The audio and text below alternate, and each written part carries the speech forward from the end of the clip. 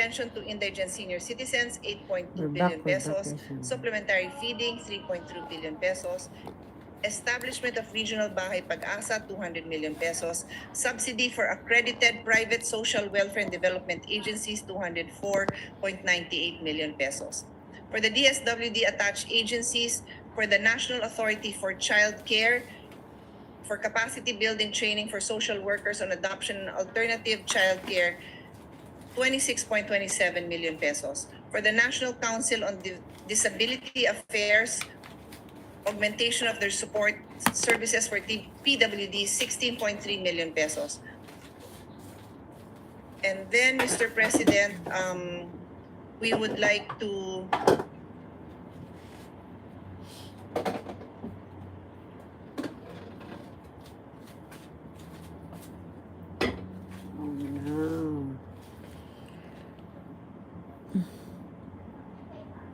hang up na naman sila, guys. Live ito, but they're hang up sila.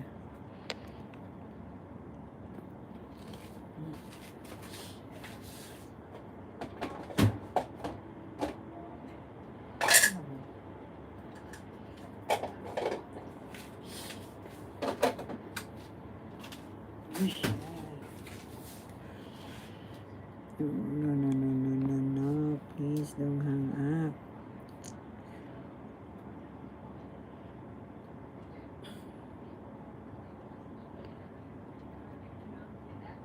What's wrong with this? Sorry guys, naghang up tayo.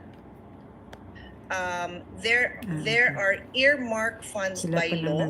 The law is very clear that these amounts are set aside for, these are part of the sin tax collection, and they are by law meant for PhilHealth. The amounts are certified by the collecting agencies, which is the BIR, and the total amount of the deficit from 2023 to 2026 is 129.96 billion pesos, Mr. President. So, 4 na taon na may deficit po ang gobyerno sa perang ito. This is not just an unfunded law. This is amount that is already certified and earmarked for PhilHealth. There is no reason, there is no explanation, there is no basis not to transfer this funding to PhilHealth. In fact, for this year, for 2026, the sin tax earmark amount is 69.78 billion pesos.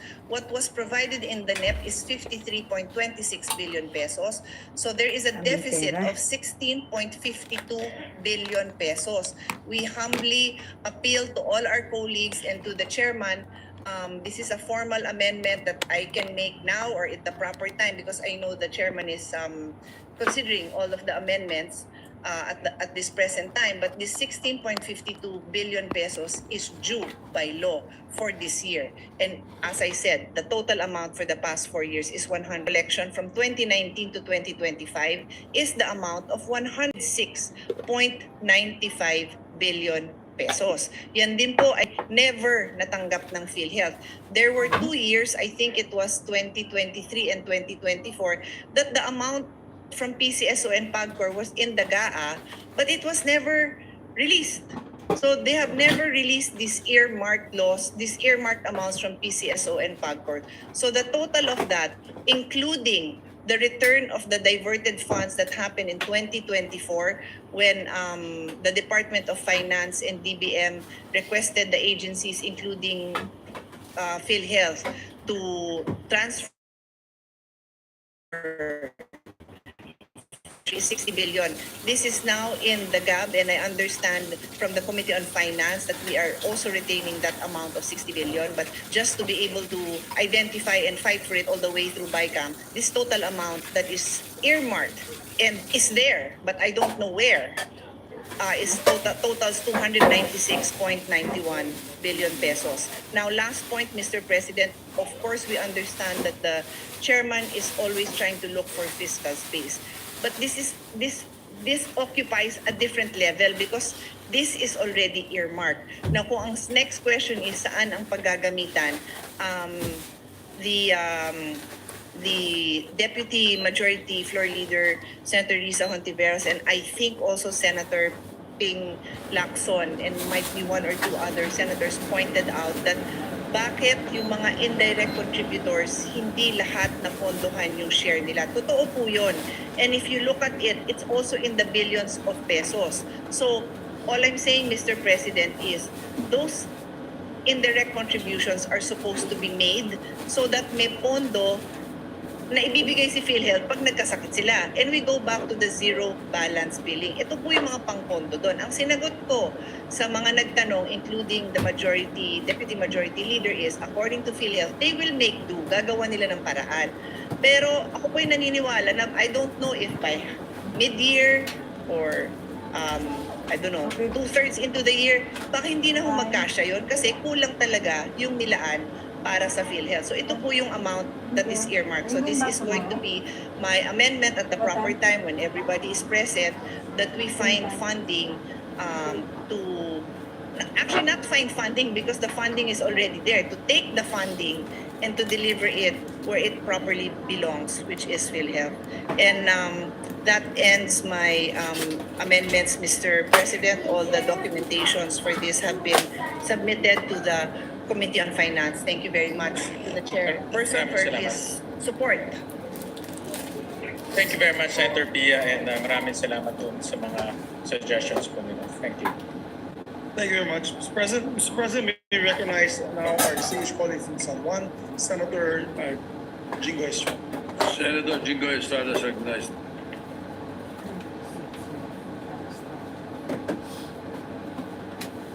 Thank you, Mr. President. Mr. President, for the Department of Science and Technology budget on the SFT program for regional and countryside development, I propose an increase of 500 million for the procurement of smarter approach on disaster response for resilient communities through adoption of mobile command and control vehicle with triage technology, as requested by the regional offices of the Department of Science and Technology, the city government of Alaminos, Pangasinan, and the provincial government of Ilocos Sur and Abra. This amendment is crucial in order to enhance the capabilities of local government units and partner agencies through the strategic applications of science, technology, and innovation.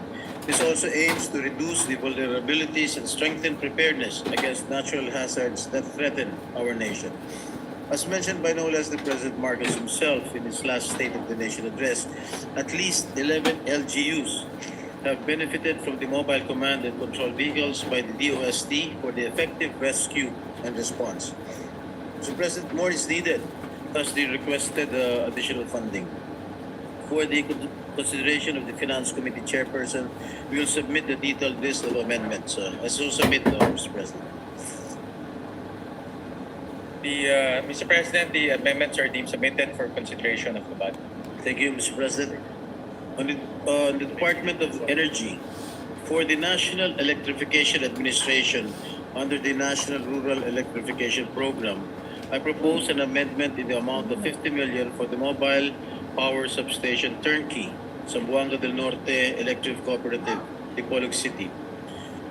My justification is the recurring power outages in Dipolog City and nearby areas substantiate this proposed increase, and this amendment will alleviate power interruptions and serve as a solution to restore power during emergencies or outages in areas vulnerable to natural disasters. I so submit, Mr. President. Mr. President, the amendments are deemed submitted for consideration of the body. Thank you, Mr. President. The harmful environment for patients. I submit, Mr. President. The amendments are deemed submitted for consideration of the body. Thank you, Mr. President.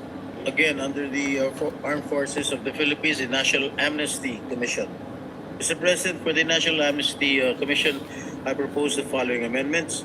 62 million for personal services to hire additional plantilla and support personnel needed to expedite processing, improve service delivery, and ensure smooth coordination at both national and regional levels. Number 2, 10 million for community engagement, all NBI agents, special investigators, and technical and forensic personnel.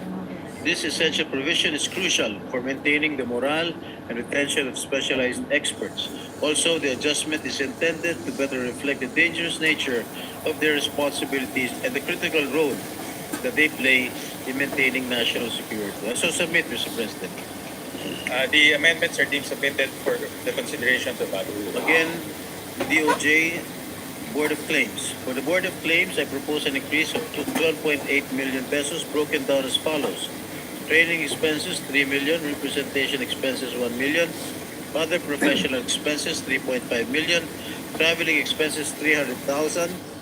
Capital outlay to procure for the development and improvement of a data management system of the Victims Compensation Program, the amount of 5 million pesos. This budget augmentation is submitted to fully exercise the mandate of the Board of Claims, particularly for the training and retraining of its personnel to properly address claims of victims of violent crimes and unjust detention. I so submit, Mr. President. The amendments are deemed submitted for consideration of the body. Thank you, Mr. President. Under the Department of Migrant Workers, Mr. President, we propose an inclusion of a special provision under the Department of Migrant Workers budget to allow the utilization of 5% of the Action Fund for Agarang, Kalinga at Saklolo para sa mga OFWs na nangangailangan from the program's management costs and administrative expenses. Special provision. The Agarang, Kalinga at Saklolo para sa mga OFWs na nangangailangan fund. The amount of 2,400 million pesos appropriated herein for the Action Fund program under Workers' Welfare and Government Placement Services shall be used to provide legal, medical, financial, and other forms of assistance to distressed OFWs and their families. In the implementation of the Action Fund program, the DMW shall be permitted to utilize up to 5% of the mentioned amount for program management costs and administrative expenses, including bank transaction fees, communication expenses, representation expenses, travel expenses, office and ICT supplies, postage and courier services, other professional services, and other maintenance and operating expenses to support effective program management. I submit, Mr. President. Yeah, the amendments are deemed submitted for consideration of the body. Thank you. Lastly, the Philippine Sports Commission.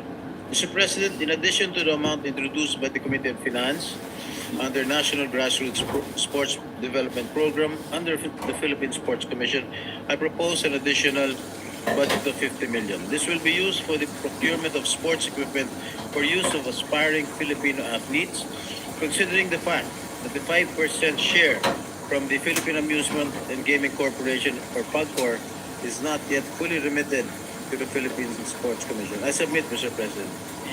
The amendments are deemed submitted for consideration of the body. Again, lastly, before I end my period of amendments, may I ask the chairman of the Finance Committee, Senator Sherwin, what happened to the budget of the just to refresh my memory, the budget of the Optical Media Board? Well, Mr. President, I know that has been your advocacy since time immemorial, Mr. President. And you made a very good point during the plenary debates, which I wholeheartedly agreed to. And in fact, to demonstrate my agreement, I co-authored the bill co-authored the bill that proposed to abolish the Optical Media Board. So, Mr. President, what we will be proposing is to reduce the budget to only 3 months' worth in 2026. That will allow them to wind down their operations. After that, we will transfer the employees to the FDCP? Yes, Mr. President, we will put a special provision that that will allow the transfer of those employees to FCDP. FDCP. FDCP. Development Council of the Philippines. Yes, Mr. President. Thank you very much, Mr. Maraming President. salamat.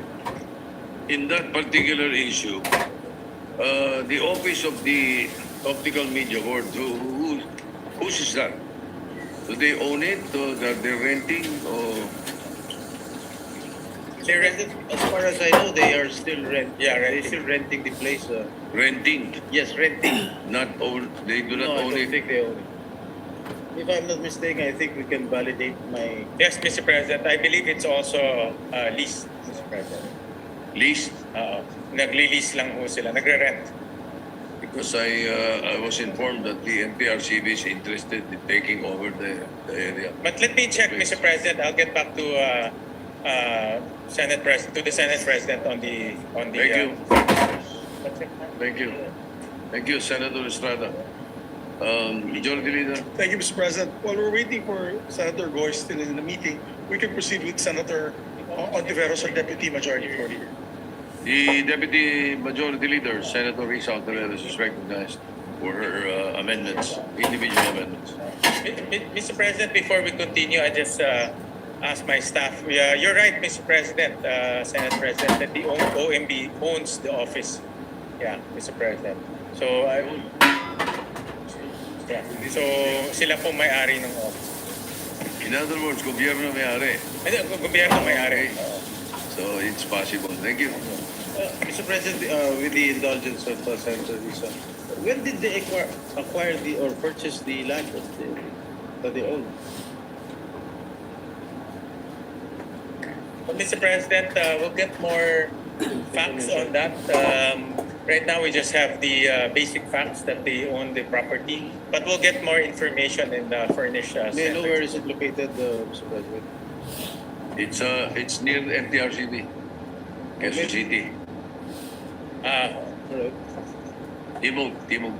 So the MTRCB is interested to purchase the building or the land of OMB, Mr. President. Something like that, I suppose. So Bigyan at na least- natin. Oh, hindi naman masasayang yung office. Hindi mo sasayang, bigyan na natin sa MTRCB. Yes. Thank you, Mr. President. Thank you. Salamat po, Mr. President. Mr. President, and to our dear chairperson of the Committee on Finance, before I proceed to my individual amendments, I would like to express my gratitude to the chair and the Senate leadership for leading this very important initiative to have a more transparent budget for fiscal year 2026. The reforms that were introduced, such as having a transparency portal, inviting civil society organizations, and committing to an open BICAM process are certainly steps in the right direction. Mahalagang mga hakbang iyan tungo sa mas bukas at tapat na pagbabudget. Sabi ko nga po sa chair, Mr. President, pagkatapos niyang mag-sponsor nitong budget natin, this is the start of a new era. Ang aking mga pangunahing institutional amendments, for the record lamang po, Mr. President, ay umiikot sa pagpapatibay ng universal healthcare, pagpapalawak ng access sa edukasyon, pag-angat sa ating mga mahihirap na kababayan, mas matibay na proteksyon sa ating kalikasan, at pag-akay sa mga komunidad na makabangon sa sakuna at kalamidad. Para sa PhilHealth, I propose to add 53 billion pesos to its subsidy, previously removed in the 2025 GAA. I also propose to add an additional 72.6 billion pesos for the payment of the premiums of indirect contributors. And lastly, to allow PhilHealth to expand its benefit packages, we should infuse 30 billion pesos for this purpose. Mahalaga ang lahat ng ito para tunay nating maipatupad ang universal healthcare at mapataas ang support value ng PhilHealth para mas maraming Pilipino ang hindi na iinda sa mahal na pagpapagamot. Para sa sektor ng edukasyon, according to the requests of the different state universities and colleges, I propose to augment the budget for free higher education by 3.2 billion pesos. 3.28 billion pesos, to be precise, Mr. President, directly to the state universities and colleges in order to allow our SUCs to cater to more students this upcoming school year. Ito po'y para mas maraming kabataan ang makapagpatuloy ng pag-aaral at magkaroon ng magandang oportunidad sa kanilang kinabukasan.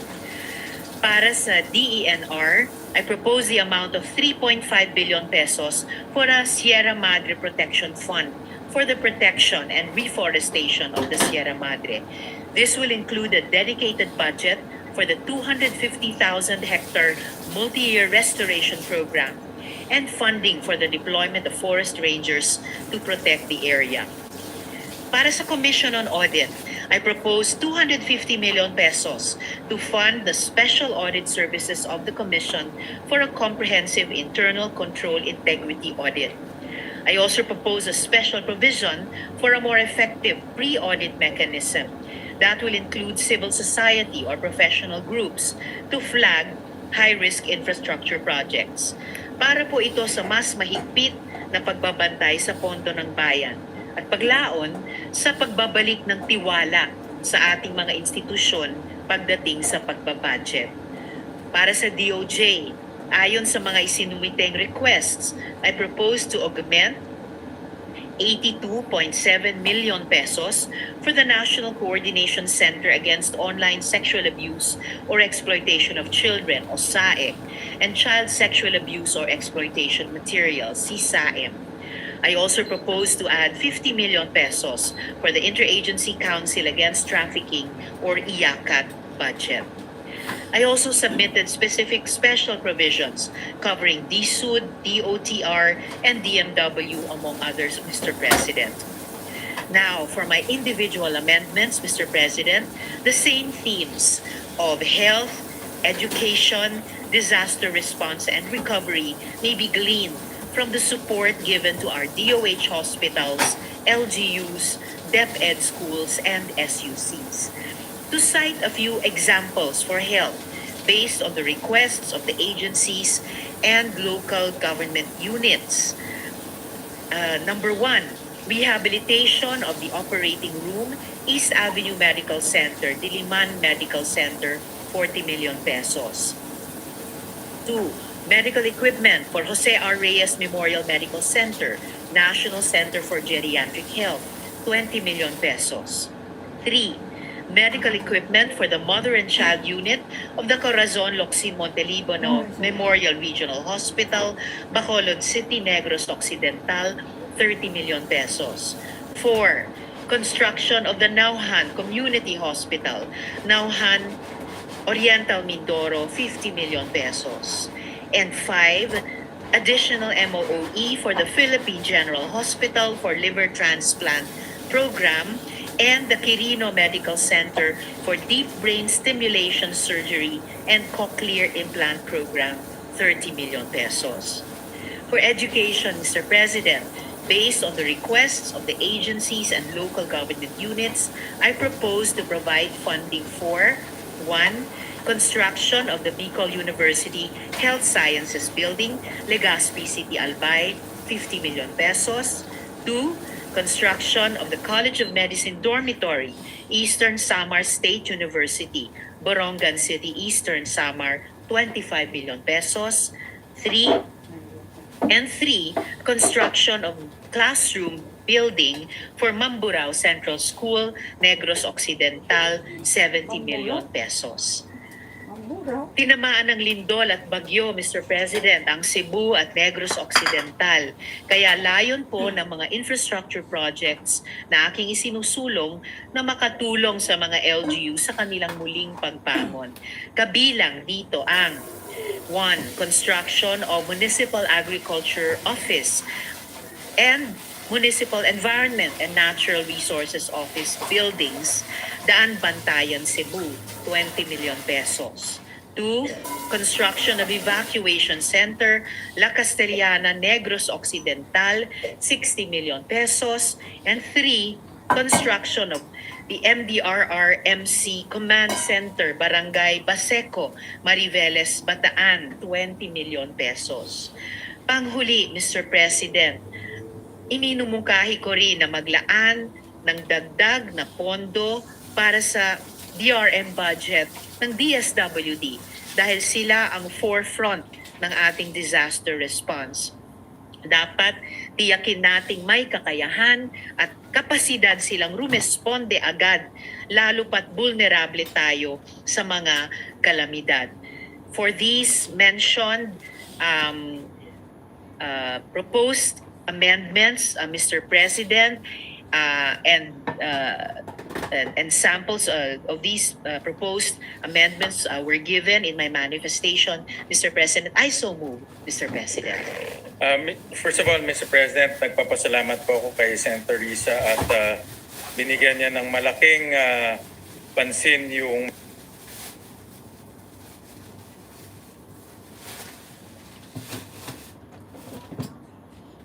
nag-hang up.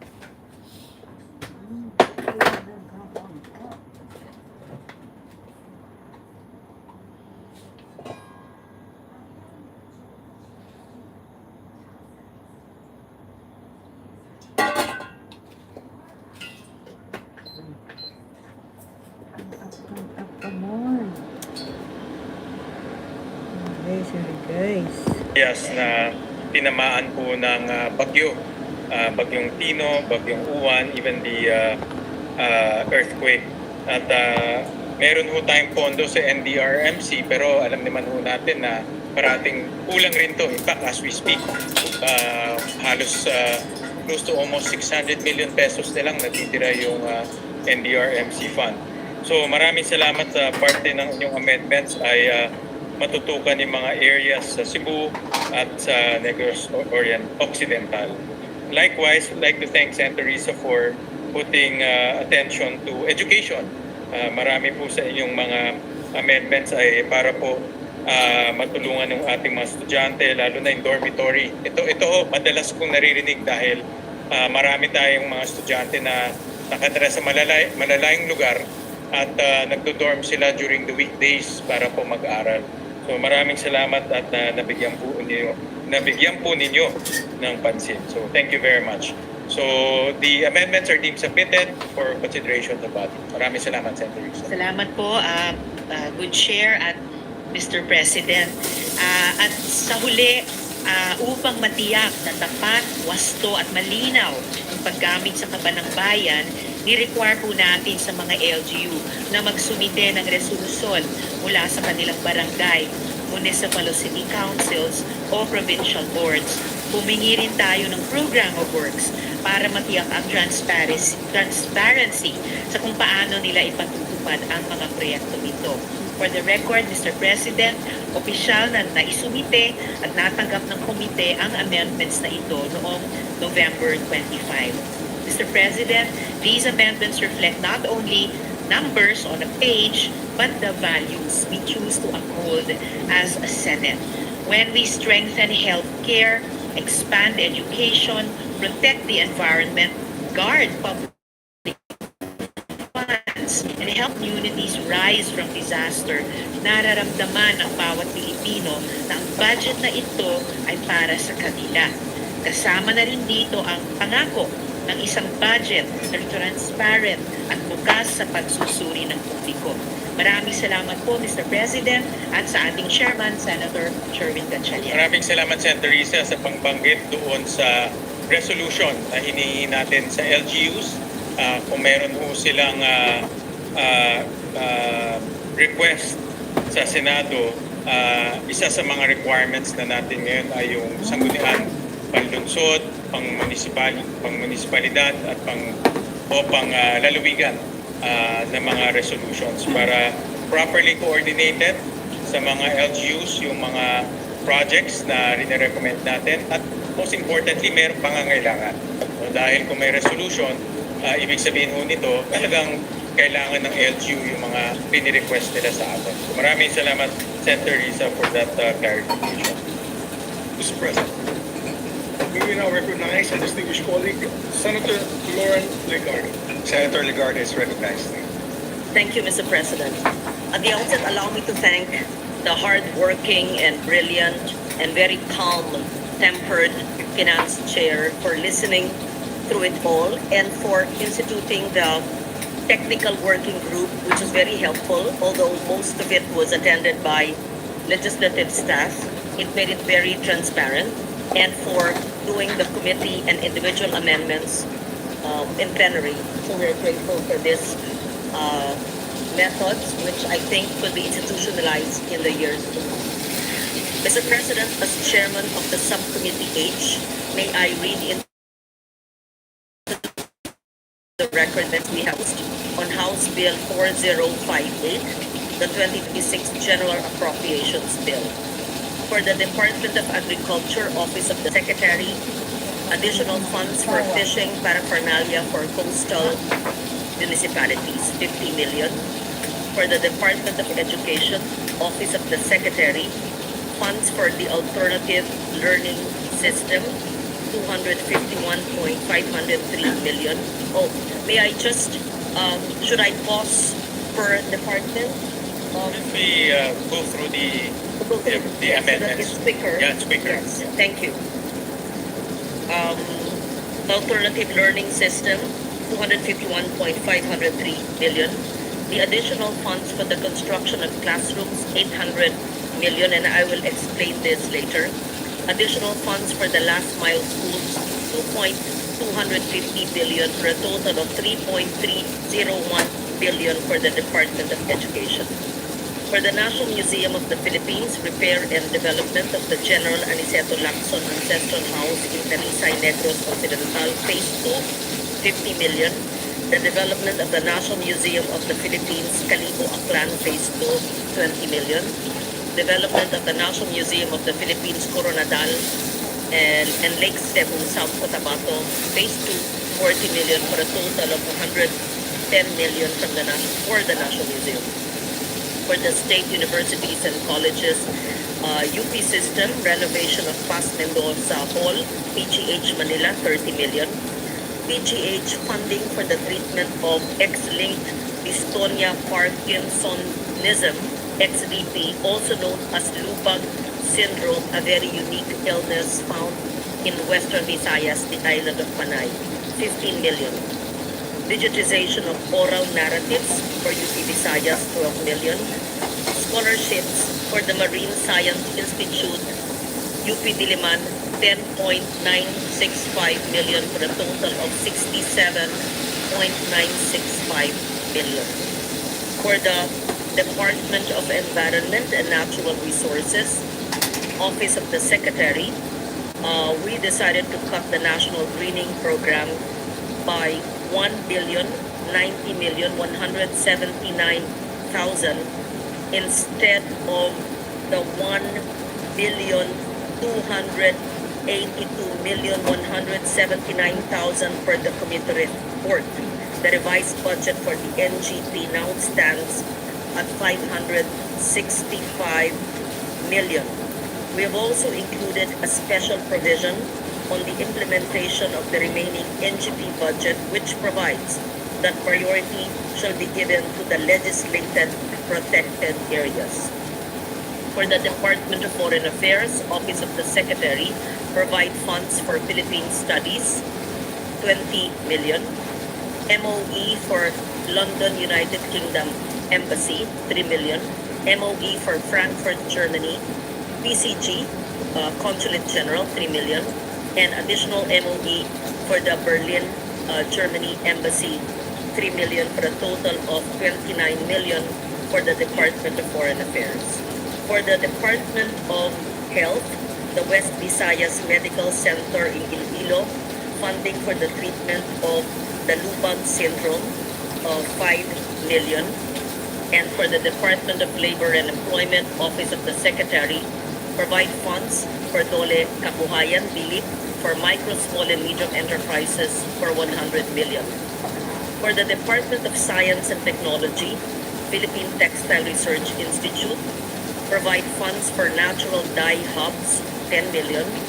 Funds for regional cotton yarn spinning and innovation centers, 50 million, for a total of 60 million. Department of Tourism, National Parks Development Committee, the replacement and refurbishment of the Ferdinand Blumentritt bust and its landscape at Rizal Park, Luneta, 1,247,000.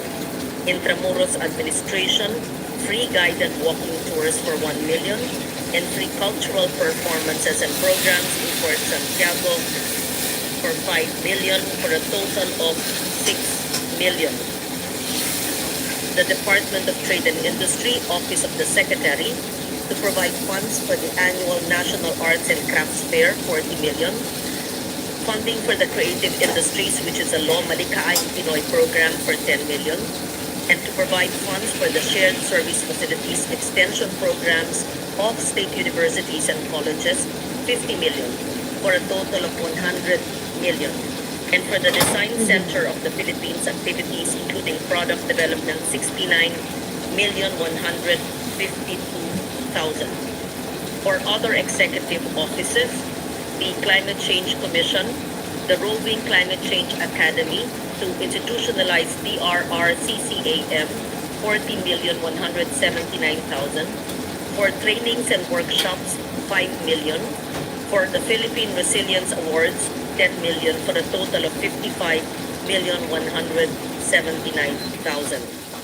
or the Commission on Filipino Language for the provision of funds for the Bantayog na Wika in different cities or municipalities for 7 million, and for the National Commission for Culture and the Arts for the documentation and cultural hub, promotion, exhibitions, scholarships, training, and film production to preserve and promote the tangible and intangible heritage, assistance to artisans, including the documentation of Philippine participation in international and local fairs for 551.505 billion.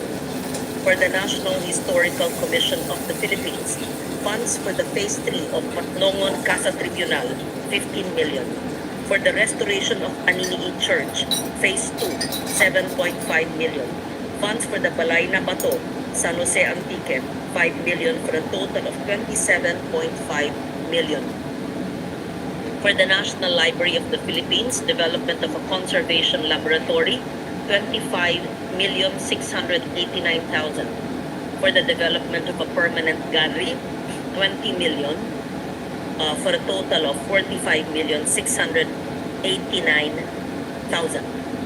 For the National Archives of the Philippines, yaman ng nakaraan, pamana ng kinabukasan, 1.235 million.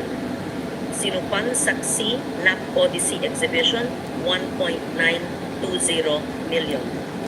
Budget for the lease and construction of the National Archives Northern Luzon Regional Hub for 55 million for a total of 58.155 million.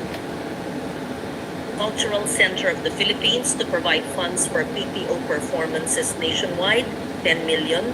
Subsidy for national performing arts companies, 70 million for a total of 80 million. Development Academy of the Philippines, DAP, to provide funds for seminars of state university and colleges and local colleges presidents and officials to be arranged by DAP, 3 million. Provide funds for trainings and seminars, 10 million for a total of 13 million. These are my committee amendments, Mr. President, which I put on record, which I am grateful to the good sponsor. We discussed it previously, and I actually had the longer list, but I'm only reading into the record those which I feel he is likely to accept. So I submit, Mr. President. Thank you, Mr. President, and thank you, Senator Legarda. You've been very active in actually almost all the budget briefings, also in plenary, and we appreciate all your suggestions and your interventions. So maraming salamat po. The amendments are deemed submitted for consideration of the ballot. Thank you. May I also put onto the record, Mr. President, some of the committees which